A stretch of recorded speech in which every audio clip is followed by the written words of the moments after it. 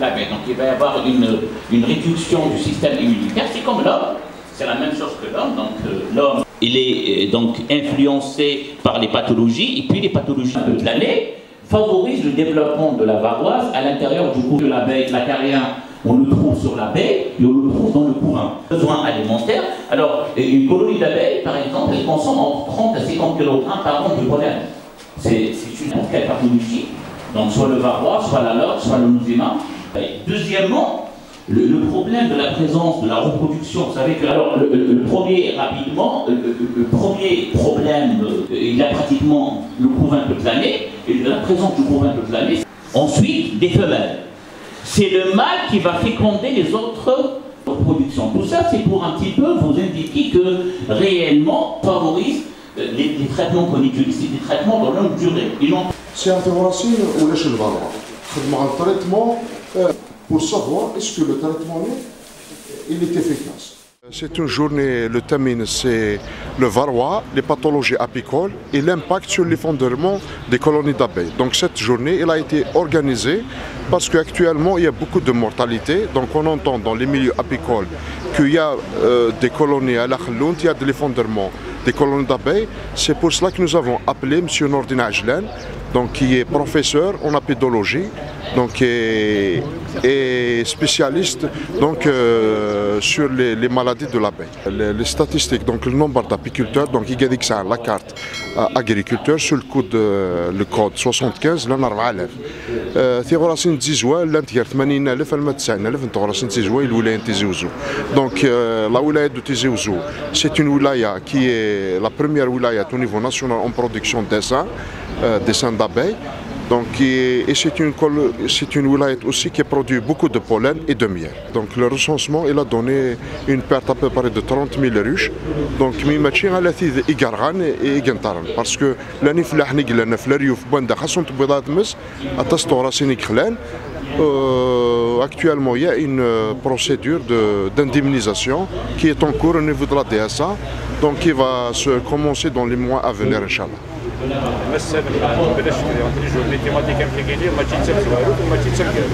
Donc, une conférence qui fait le varroa, les pathologies apicoles et l'effondrement des colonies d'abeilles. Notre coopérative aussi organise des formations. Nous avons deux thèmes actuellement. Donc, c'est une formation d'initiation qui a une durée d'une semaine sur la conduite du rucher. C'est une formation pour les apiculteurs confirmés sur l'élevage d'arènes et la production de gelée royale.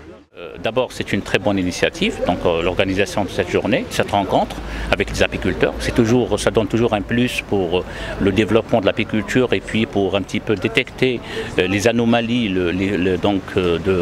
du développement de l'abeille en Algérie.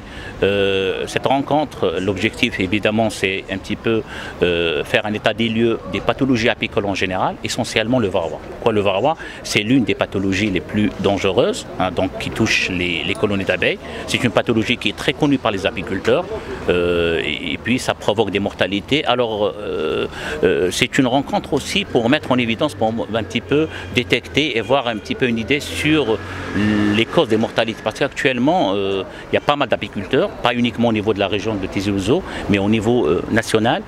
Il y a beaucoup de mortalité, il y a un effondrement des colonies. Donc les apiculteurs parlent de mortalité assez élevée et donc là c'est une occasion pour avoir un feedback d'abord de la part des apiculteurs par rapport à ces causes de mortalité et avoir un petit peu une discussion avec les apiculteurs pour trouver des solutions par rapport à la situation actuelle de l'apiculture en Algérie, sachant que la production du miel qui est très quand même, le rendement il est très faible malgré que évidemment donc la situation elle est très difficile par rapport à la présence des pathologies. Il y a aussi le côté environnement, le manque de précipitation qui influence sur l'alimentation, le pollen, le nectar, etc. En fait, les meilleures solutions, pas la meilleure solution parce que lutter contre le varroa, mais qui est avec les apiculteurs, il faut vivre avec cette pathologie. On est obligé de vivre avec cette pathologie et puis c'est un petit peu un travail complémentaire entre l'apiculteur avec ses pratiques, c'est-à-dire il faut qu'il gère son rucher de telle façon à avoir un taux d'infestation faible au niveau de son propre rucher. En utilisant, j'insiste sur l'utilisation des produits homologués, des produits connus qui ont une autorisation de mise sur le marché, éviter le bricolage des traitements, le bricolage de produits qui risquent d'avoir un problème, par exemple, de résidus des produits chimiques dans les produits de la ruche, dans le miel, et puis par rapport à l'efficacité. Et puis, sur le plan gestion apicole, il faut que l'apiculteur gère l'entretien des ruches, donc avoir des colonies fortes, et pour avoir des colonies fortes, il est obligé d'entretenir ces ruches avec de bonnes pratiques apicoles, et c'est un tout pour avoir, évidemment un rucher stable avec une bonne production apicole. Les potentialités sur le plan, je dirais, environnement, les ressources pollinifères, les ressources nectarifères, le savoir-faire aussi, les universités, les labos de recherche, les apiculteurs aussi professionnels, hein. Donc on a pas mal d'apiculteurs qui maîtrisent le métier. L'élevage des rennes, la production de la gelée royale, c'est des vrais professionnels. Et donc, si on améliore la situation sanitaire, les conditions de travail au niveau chez l'apiculteur, faire des journées de vulgarisation pour améliorer le niveau, les pratiques apicoles, et puis la disponibilité des produits de lutte contre le varroa, c'est un autre problème à prendre en considération, c'est la cherté et la disponibilité des produits homologués qui sont importés de l'étranger, donc on les importe évidemment.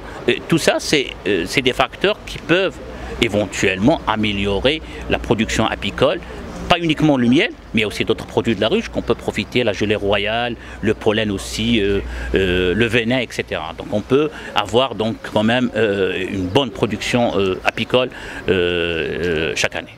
On essaie d'informer les apiculteurs sur le varroa et l'impact sur التوراسين. Alors nous organisons au moins, on va essayer de sauver un des من التوراسين. كاين يرغان دوين تصاشي شراسة اللي تصيجيتو فينا تصيجرغان نبغى نسوفي on essaie de sauver au moins un des من التوراسين. Exactement parce que le varroa il atteint تورس 70%. Même يتسلل ديلس ولاش تورس دقيقة ويساعدنا le varroa. Alors pour éliminer le varroa, c'est impossible. Au moins, on va essayer de le traiter. Comment le traiter? On va essayer de sensibiliser Iflahan en traiter dans la même semaine. En éliminer le taux maximal du varroa. Bon, malheureusement, ces dernières années, comme même la production de miel, parce que là, c'est le nectar ou là, c'est le pollen. Alors, la demande 3. Mais la fraîcheur c'est نفكي يلغاشي ونسارة parce que là je t'aime تخص مليح ces dernières années. Je vais faire passer un petit conseil en même temps à titre d'information aux apiculteurs. Donc la coopérative agricole a mis en marche la gaufreuse, la serre gaufrée, ça récupère d'arômes 10 mois, نخدم la collecte, alhamdoulilah on récupère de la machine, نخدم on va soulager au moins أفلاح ولاتي دي 90 50 100 ألف الكيلو دور alhamdoulilah avec la récupération de la serre gaufrée هذه soulager مليح وفلاح.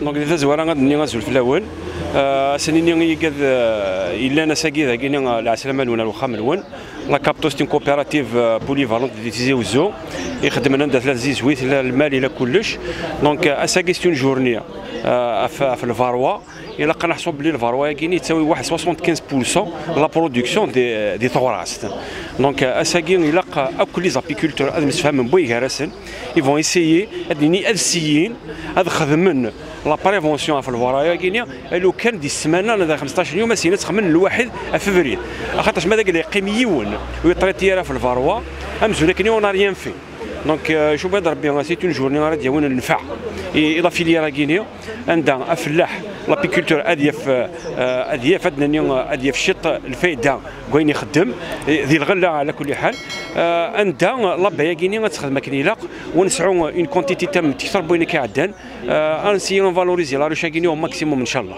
إذن في إطار نشاطات التي برمجت من طرف التعاونية المتعددة الخدمات وبالخصوص في شعبة تربية النحل برمج هذا اليوم الإرشادي اليوم التحسيسي لفئة من الفئات من فئات الفلاحين وألا وهم مربي النحل على مستوى الولاية ضد أحد الأمراض الفتاكة أو أحد العناصر المضرة بالنحل ألا وهو الفاروا. يعني الفاروا هذه هي يعني ظاهرة تمس النحل بصفة عامة وتخلي يعني خسائر كبيرة لهذا الاساس، يعني على هذا الاساس البرمجه التعاونيه هذا اليوم الارشادي، واللي نحن يعني جد سعداء وجد مسرورين بتواجدنا مع مربي النحل لولايتنا، بطبيعه الحال يعني حضور احد الاخصائيين من الاساتذه الجامعيين اللي ان شاء الله راهو قاعد يدير في عمليه التحسيس وعمليه الارشاد للمربيين حفاظا على الثروه تاعنا، الثروه الحيوانيه، سواء بالنسبه يعني لتربيه النحل او بالنسبه للفئات الاخرى. بطبيعة الحال هذا يعني الإرشاد يبقى من أهم العناصر، الإرشاد والتكوين تبقى من أهم العناصر اللي إن شاء الله بها نقدروا نحافظوا على الثروة تاعنا بصفة عامة.